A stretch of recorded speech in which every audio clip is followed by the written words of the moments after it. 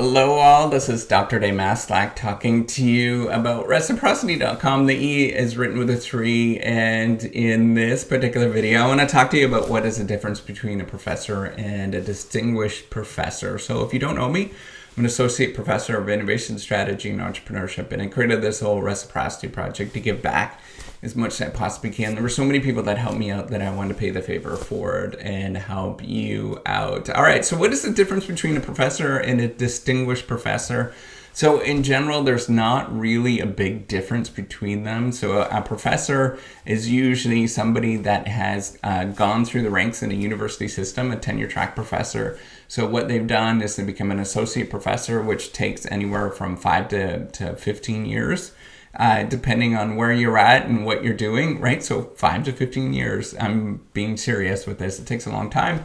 And then, then you have to go through and become an associate professor from anywhere from, maybe it's 5 to 10 years-ish. And then after that, you're a full professor. And then once you're a full professor, you can become a distinguished professor. And it really just depends on a lot of different stuff.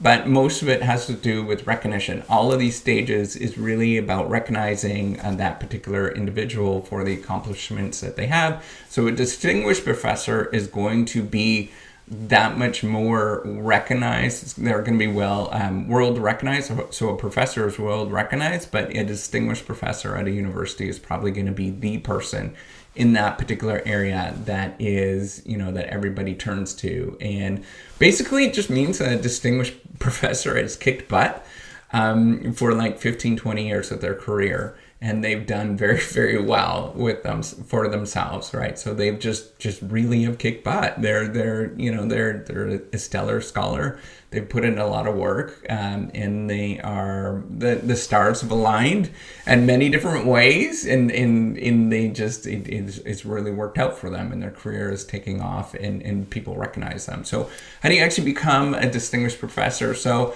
again, really what it is doing decades of research, right? So decades, and I'm being serious with this, right? So if you are a distinguished professor and you've done that in 10 years, from when you started your doctorate to when you actually end, you are a weird anomaly, really, really weird. But for most people, to become a distinguished professor, you're probably looking at a couple of decades of doing research in a particular area, sort of broadly defined, and it just takes a long time, and you're internationally recognized. People know who you are, and they recognize your research as being really cool and thoughtful.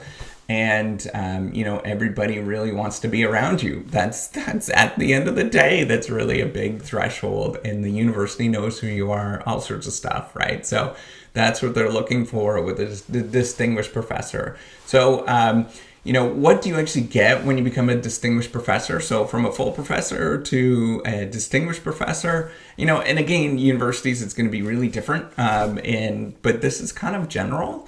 In the sense that what you're going to do is probably get some sort of endowment or endowed professorship from the university, so somebody in industry.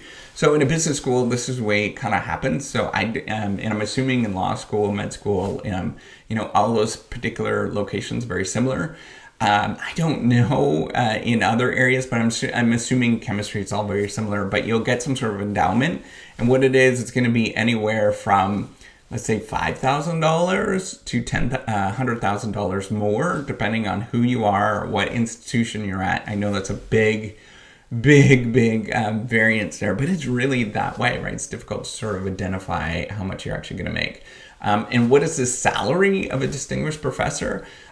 So it varies again, right? So it could be if you are doing, if you're a distinguished professor of Pig Latin, then you're maybe making, $100,000. That's probably, anywhere from $50,000 to $100,000 in some programs in some universities. But then if you're a distinguished professor of neuroscience, neurosurgery, right? So those guys make a lot. You're probably looking you're at Harvard Business School or Johns Hopkins, you're probably looking at $1 million a year. If not maybe more, with it's just astronomical, because it is so hard to become that. There's just such a short supply for that particular individual, and they can go to any particular place, and they've made such a large contribution that the universities have to be very competitive, and that's how it works, right? So it's a competitive marketplace, and you have to position yourself to actually get that at that particular institution. So is that right or wrong? Well, that's just what the market is, right? So it doesn't necessarily mean matter whether it's right or wrong. It's like CEO pay. It doesn't matter whether it's right or wrong. This is the way that the market is. And if you don't abide by that, right? So if you are if you're if you're a university and you're just going to say, I'm going to pay all my distinguished professors $10,000 a year, nobody's ever going to go to your university. So you have to go at the market rate, and that's just across the board. That's the way it works. It's the same thing again as like CEO pay or something like that. Or, even if you're a really good architect or you're a really good, doctor or something, anything, right? That's what happens. That's the market rate, and that's what people get paid. Otherwise, they're going to go to someplace else. People are really rational with salaries and wages for the most part. So that's so in general, you can see what the difference between a professor and a distinguished professor. There's not a tremendous amount in terms of a professor and a distinguished professor, but generally what it means to get a distinguished professorship someplace is that you are even more world renowned than just a full professor, and that's challenging to get that. And so you might be you might be somebody like I don't know, Michael Porter or something like that that is really internationally recognized and people understand who they are. So across the board, right? It's not just academics that understand who those particular individuals are. So if you like these videos, give me a thumbs up. Do subscribe to the YouTube channel. Take care and have a wonderful day. Bye.